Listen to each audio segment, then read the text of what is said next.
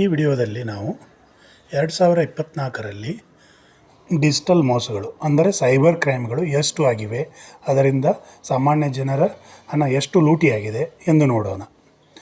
ನಂಬರ್ಗಳನ್ನು ನೋಡುವುದಕ್ಕಿಂತ ಮುಂಚೆ digital crime ಅಥವಾ cyber crime, digital arrest ಎಂದರೆ ಏನು ಎಂದು ಸಂಕ್ಷಿಪ್ತವಾಗಿ ನೋಡೋಣ. ಫೋನ್ ಕರೆಗಳನ್ನು ಮಾಡಿ ಜನರಿಗೆ ಹೆದರಿಸಿ ಬೆದರಿಸಿ ನಿಮ್ಮ ಮೇಲೆ ಪೊಲೀಸ್ ಕಂಪ್ಲೇಂಟ್ ಆಗಿದೆ, ಫೆಡೆಕ್ಸ್ ಅಥವಾ DHL ಕೊರಿಯರ್ ಬಂದಿದೆ, ಅದರಲ್ಲಿ ಡ್ರಗ್ ಸಿಕ್ಕಿದೆ, ಅದು ಕಸ್ಟಮ್ ಆಫೀಸ್ನಲ್ಲಿ ಸಿಕ್ಕಾಕೊಂಡಿದೆ, ಅಥವಾ ಟೆಲಿಫೋನ್ ಅಥಾರಿಟಿಯಿಂದ ಕಾಲ್ ಮಾಡುತ್ತಿದ್ದೇವೆ, ನಿಮ್ಮ ಎಲ್ಲ ಕಾಲ್ಗಳನ್ನು ಬಂದ್ ಮಾಡುತ್ತಿದ್ದೇವೆ, ಅಥವಾ ನಿಮ್ಮ ಕ್ರೆಡಿಟ್ ಕಾರ್ಡಿನ ನಂಬರನ್ನು ಕೊಡಿ ಅಂತ ಹೇಳಿ ವಿವಿಧ ಅನೇಕ ತೆರಗಳಿಂದ ಫೋನ್ ಕರೆಗಳು ಬಂದು ಜನರು ಅದಕ್ಕೆ ಮೋಸ ಹೋಗಿ ಹಣವನ್ನು ಕಳೆದುಕೊಂಡಿರುತ್ತಾರೆ. ಅಂತಹ ಕೇಸ್ಗಳಿಗೆ digital scams, digital arrest, cyber crimes ಎಂದು ಕರೆಯುತ್ತಾರೆ. ಇದು 2024ನಲ್ಲಿ ಈ ಸೈಬರ್ ಕ್ರೈಮ್ಗಳು ತುಂಬ ವಿಪರೀತವಾಗಿ ನಡೆಯುತ್ತಿವೆ.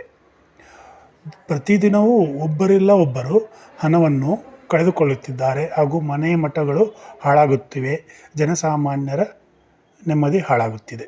ಆದ್ದರಿಂದ ಜನರು ಎಚ್ಚೆತ್ತುಕೊಂಡು ಈ ಸೈಬರ್ ಕ್ರೈಮ್ಗಳಿಗೆ ಮೋಸ ಹೋಗುವುದರಿಂದ ತಪ್ಪಿಸಿಕೊಳ್ಳಬೇಕು. ಈಗ ನಂಬರ್ಗಳ ಬಗ್ಗೆ ಹೇಳುವುದಾದರೆ 2024ನಲ್ಲಿ ಸುಮಾರು 25,000 ಕೇಸುಗಳು ದಾಖಲಾಗಿವೆ ಭಾರತದಲ್ಲಿ. ದಾಖಲಾಗದ ಸಂಖ್ಯೆಗಳ ವಿವರ ಸಿಕ್ಕಿಲ್ಲ, ಏಕೆಂದರೆ ಎಷ್ಟೋ ಜನ ಕೇಸ್ಗಳನ್ನು ದಾಖಲು ಮಾಡಲು ಗೋಜಿಗೆ ಹೋಗುವುದಿಲ್ಲ. ಏಕೆಂದರೆ ಇದು ಕೆಲವೊಬ್ಬರಿಗೆ ಮರ್ಯಾದೆಯ ಪ್ರಶ್ನೆ, ಕೆಲವೊಬ್ಬರಿಗೆ ಇದನ್ನು ಹೇಗೆ ಕೇಸ್ ಮಾಡುವುದು ಎಂದು ಗೊತ್ತಾಗುವುದಿಲ್ಲ. ಹೀಗೆ ಅನೇಕ ಕಾರಣಗಳಿಂದ ಕೆಲವೊಬ್ಬರು ಕೇಸ್ಗಳನ್ನು ದಾಖಲು ಮಾಡುವುದಿಲ್ಲ. ಇಲ್ಲಿ ಯಾರು ಧೈರ್ಯ ಮಾಡಿ ಪೊಲೀಸ್ ಸ್ಟೇಷನ್ಗೆ ಹೋಗಿ ಕಂಪ್ಲೇಂಟ್ ಕೊಡುತ್ತಾರೋ ಅಂಥ ಕೇಸ್ಗಳ ಸಂಖ್ಯೆ 2024ನಲ್ಲಿ ಈವರೆಗೆ 25,000 ಕೇಸ್ಗಳು. ನೀವೇ ಊಹಿಸಿ ಈ ಮೋಸದ ಜಾಲ ಎಷ್ಟೊಂದು ಅಗಾಧವಾಗಿದೆ ಎಂದು. ಈ 25,000ನಲ್ಲಿ ಕರ್ನಾಟಕದಿಂದಲೇ ದಾಖಲಾಗಿರುವ ಕೇಸ್ಗಳ ಸಂಖ್ಯೆ 11,000 ಫೋನಿನಿಂದ ಕರೆ ಮಾಡಿ 11,000 ಜನರಿಂದ ಹಣವನ್ನು ಲೂಟಿ ಮಾಡಲಾಗಿದೆ. ಲೂಟಿ ಮಾಡಿದ ಹಣವು 1 ಲಕ್ಷದಿಂದ ಹಿಡಿದು ಕೋಟಿಗಳ ತನಕವೂ ಆಗಿದೆ. ಕೆಲವೊಬ್ಬರು ಕೋಟಿಗಳನ್ನು ಸಹ ಕಳೆದುಕೊಂಡಿದ್ದಾರೆ, ಕೆಲವೊಬ್ಬರು ಲಕ್ಷಗಳನ್ನು ಕಳೆದುಕೊಂಡಿದ್ದಾರೆ, ಕೆಲವೊಬ್ಬರು ಸಾವಿರ ರೂಪಾಯಿಯಲ್ಲಿ ಕಳೆದುಕೊಂಡಿದ್ದಾರೆ. ಈ 11,000ರಲ್ಲಿ ಸುಮಾರು 480 ಕೇಸ್ಗಳು ಬೆಂಗಳೂರಿನಿಂದಲೇ ಆಗಿವೆ. ಬೆಂಗಳೂರಲ್ಲಿ ಸುಮಾರು 50 ಕೋಟಿಯಷ್ಟು ಹಣವನ್ನು ಜನರು ಕಳೆದುಕೊಂಡಿದ್ದಾರೆ. ಒಟ್ಟಾರೆ ಕರ್ನಾಟಕದಲ್ಲಿ 109 ಕೋಟಿಯಷ್ಟು ಹಣ ಜನಸಾಮಾನ್ಯರ ಹಣ ಲೂಟಿಯಾಗಿದೆ ಸೈಬರ್ ಕ್ರೈಮ್ಗಳಿಂದ.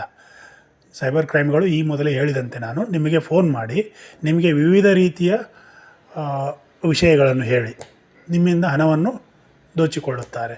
ಆ ಹಣವನ್ನು ನಾವೇ ಟ್ರಾನ್ಸ್ಫರ್ ಮಾಡಿರುತ್ತೇವೆ ಅವರ ಮಾತನ್ನು ನಂಬಿ. ಅಂತಹ ಸೈಬರ್ ಕ್ರೈಮ್ಗಳು, ಅದರಲ್ಲಿ ಕರ್ನಾಟಕದಿಂದಲೇ 109 ಕೋಟಿ ಲೂಟಿಯಾಗಿದೆ. ಈ 109 ಕೋಟಿಯಲ್ಲಿ ಪೊಲೀಸರು ಈವರೆಗೆ ರಿಕವರಿ ಮಾಡಿದ್ದು ಕೇವಲ 9 ಕೋಟಿಯಂತೆ. ನೀವು ಲೆಕ್ಕ ಹಾಕಿ ಈ ಸೈಬರ್ ಕ್ರೈಮ್ಗಳು ಹೇಗೆ ನಡೆಯುತ್ತಿರಬಹುದು ಎಂದು. ಏಕೆಂದರೆ ಸುಮಾರು ಸೈಬರ್ ಕ್ರೈಮ್ಗಳು ಅವರು ಸಿಮ್ ಕಾರ್ಡ್ಗಳನ್ನು ಬೇರೆ ದೇಶದ ಸಿಮ್ ಕಾರ್ಡ್ಗಳನ್ನು ಯೂಸ್ ಮಾಡಿರುತ್ತಾರೆ. ಈ ಕದಿಮರನ್ನು ಹಿಡಿಯುವುದು ತುಂಬ ಕಷ್ಟದ ಕೆಲಸ. ಆದರೂ ಪೊಲೀಸರು ಪ್ರಯತ್ನಪಟ್ಟು ಕರ್ನಾಟಕದ 9 ಕೋಟಿಯ ಹಣವನ್ನು ಹಿಂದಿರುಗಿಸಿದ್ದಾರೆ. ಆದ್ದರಿಂದ ಜನಸಾಮಾನ್ಯರು ಎಷ್ಟು ಸಾಧ್ಯವೋ ಅಷ್ಟು ಸಾಧ್ಯವಾದಷ್ಟು ಎಚ್ಚೆತ್ತುಕೊಂಡು ಯಾವುದೇ ಗೊತ್ತಿಲ್ಲದ ವ್ಯಕ್ತಿಗೆ ಯಾವುದೇ ಥರದ ಹಣದ ಡಿಮಾಂಡ್ ಬಂದಾಗ ಟ್ರಾನ್ಸ್ಫರ್ ಮಾಡಬೇಡಿ. ಪೊಲೀಸ್ ಕಂಪ್ಲೇಂಟ್ ಆಗಿದೆ, ಅದು ಆಗಿದೆ, ಇದು ಆಗಿದೆ ಎಂದು ಫೋನ್ ಕರೆಗಳು ಬರುತ್ತಿರುತ್ತವೆ. ಹಣವನ್ನು ಟ್ರಾನ್ಸ್ಫರ್ ಮಾಡಬೇಡಿ. ನಿಮಗೆ ಬೇಕೆಂದರೆ ಸಮೀಪದ ಪೊಲೀಸ್ ಸ್ಟೇಷನ್ಗೆ ಹೋಗಿ ಈ ಎಲ್ಲ ವಿಷಯಗಳನ್ನು ತಿಳಿದು ಸಮಸ್ಯೆಯನ್ನು ಪರಿಹರಿಸಿಕೊಳ್ಳಿ. ಅಥವಾ ಬ್ಯಾಂಕಿಗೆ ಹೋಗಿ, ಬ್ಯಾಂಕಿನ ಸಮಸ್ಯೆ ಇದ್ದರೆ, ಪಾಲಿಸಿ ಬಗ್ಗೆ ಕಾಲ್ ಬಂದು ನಿಮಗೆ ಮೋಸ ಮಾಡುತ್ತಿದ್ದರೆ, ನೀವು ಯಾವ ಕಂಪನಿಯಿಂದ ಪಾಲಿಸಿ ತೊಗೊಂಡಿದ್ದಾರೆ ಆ ಕಂಪನಿಗೆ ಹೋಗಿ ನೀವು ಮಾತನಾಡಿದರೆ ನಿಮಗೆ ವಿವರ ಸಿಗುತ್ತದೆ. ಆದ್ದರಿಂದ ವೀಕ್ಷಕರಲ್ಲಿ ವಿನಂತಿ ಏನೆಂದರೆ ಈ ಥರದ ಮೋಸಗಳಿಂದ ತಪ್ಪಿಸಿಕೊಳ್ಳಿ.